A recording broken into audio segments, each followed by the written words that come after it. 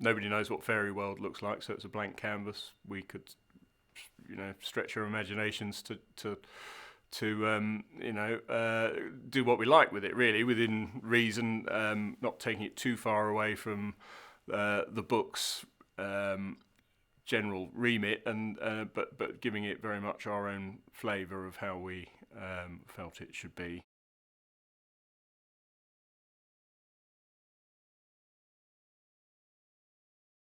Certainly, there's a big atrium space in the middle of the house, which is shootable 3 stories high, and then we extend up into the roof, which is beyond our camera view, if you like, and everything up in that roof space. And on the top floor is handed over to the electricians and lighting, and also stunt department and special effects. So there's a lot of rigs up in the ceiling that we knew we had to accommodate space for, because we had a lot of wire work, a lot of flying, a lot of swinging of chandeliers. All this kind of stuff had to be rigged and done at the same time that we were building the house. So all those elements were going up at the same time as we were trying to paint and plaster and put pictures up and all that kind of stuff. So all the departments were in together trying to do it. So we had to work that out and allow space.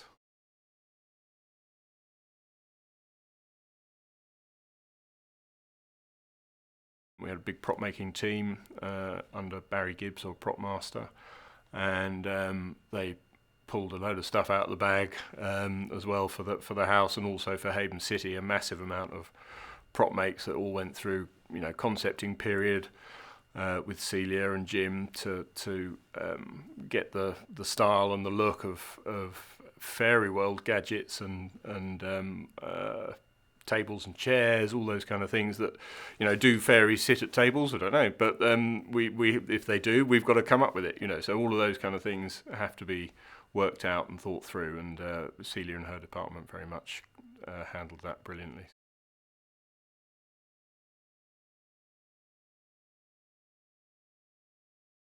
There's a large VFX element to creating Haven City, and a lot of the views out there, we began concepting very early on, almost day one. I think we got concept guys in to start visualising Jim's sketches, because Jim draws everything, beautiful watercolours, and then hands them on to the guys that you see these concepts behind, that they then develop into more finished artworks. But it all starts with Jim.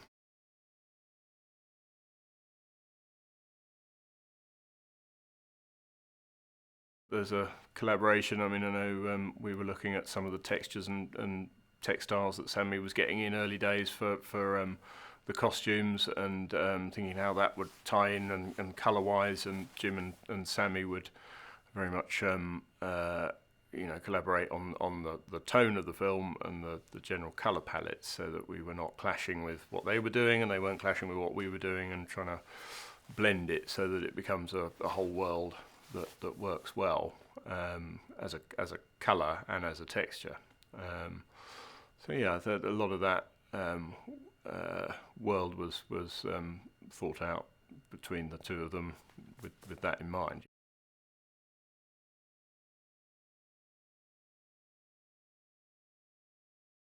I've been lucky enough to work on some big sets in the past, but I think Fowl Manor is a unique build. I mean, it's I've never built anything like it or seen anything like it, really, in terms of what it is, and most people who come to see the set are saying the same thing. Everyone's going, "Oh, I don't think I've ever seen anything quite that big," So all of that's going on. So it has that wow factor, and I think just the sheer shootability of it was just the draw for Ken. It was like, right, well, if I've got this, I can do this, I can go here, I can shoot that.